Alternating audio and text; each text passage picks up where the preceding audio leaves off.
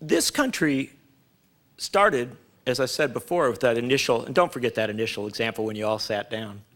This country started with 4 to 5, maybe 6% of the electorate allowed to participate. We were a plutocracy then. We were an oligarchy then. We were a country that allowed slavery. We were a country that said that people of color were 3/5 of human beings. I mean, it's not like it's always been easy. And the truth of the matter is, it's always a process of fits and starts. I go to Dr. King, and Dr. King had this wonderful line. He said, I know that the Constitution, Declaration, they may not have imagined me, right? They may not have pictured me per se, but they pictured a future where we could use the tools that we have to create a country that could imagine me, right? That the arc of history has long been a bent toward justice. Jefferson himself said, the worst thing one generation can do to the next is hand on a constitution to the next generation and say, don't change this.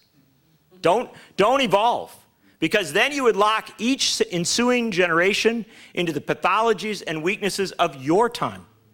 Tom Paine, same thing, said that one generation has the right to prepare and enact its constitution, but it doesn't have the right to say to the next generation, what we did is all that you can be. And so it is absolutely true that we have times in our history as a country where we will be very plutocratic, where we will be very much an oligarchy, where money power will be overwhelming.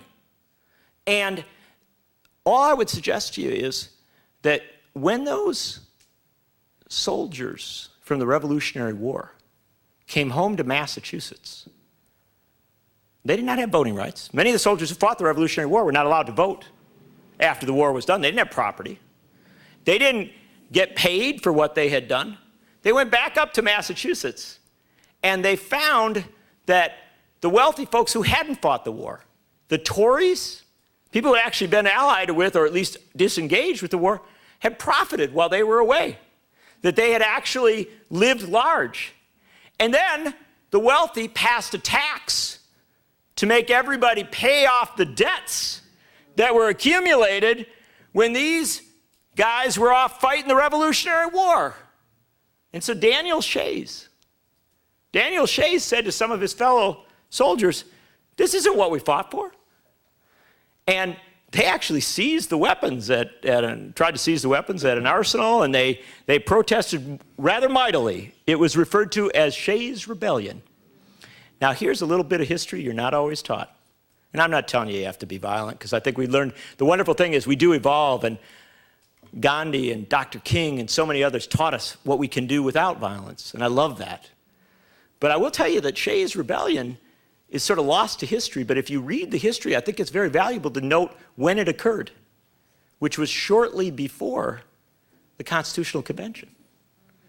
And that around the time, in that time period before, and then there were also other rebellions around there. And you know what the interesting thing was? The interesting thing was that when the Constitution was enacted, the American people rejected it. They would not approve it, because they said this is a really good document for that 4% sitting in the room, but we don't see ourselves in here very much. There was a lot of rejection of the Constitution, and so they enacted 4 years later, not one amendment to the Constitution, not 2, not 3, not 4, not 5, not 6, not 7, not 8, not 9. They enacted 10 amendments to the Constitution of the United States. They called it the Bill of Rights, and when they enacted the Bill of Rights, then the state said, okay, we'll do this thing. And I don't want you to think for a second that that just happened because somebody was being nice. That happened because they didn't want another Shays' Rebellion. They recognized that they had to respond to the great mass of people. We have wonderful new vehicles by which to deliver our message. We have Twitter, we have Facebook, we have independent media. We have people like you who have come to a room like this on a Saturday, ready to go out and petition to put this proposal on the ballot in this state and to present to the people the right to say we want to make that change. And I just want to close off by saying this. The good Lord put Washington State up in the northwest corner for a reason. I know that I know that geography is sometimes complex and hard to understand, but I believe this to be the case. You know, 150, 170 years ago when you fled from those plantations in the South, not everybody, they didn't have lit roads then. What did Harriet Tubman say? She said, follow the North Star. Well, when I look at that great map of America, I see up in the northwest corner, way up where a North Star would be, the state of Washington. And I believe with all of my heart that if the state of Washington puts 1329 on the ballot, and if in November the state of Washington enacts this with an overwhelming majority, I think America will look to that North Star and follow you to a constitutional amendment that will restore our democracy. Thank you very much.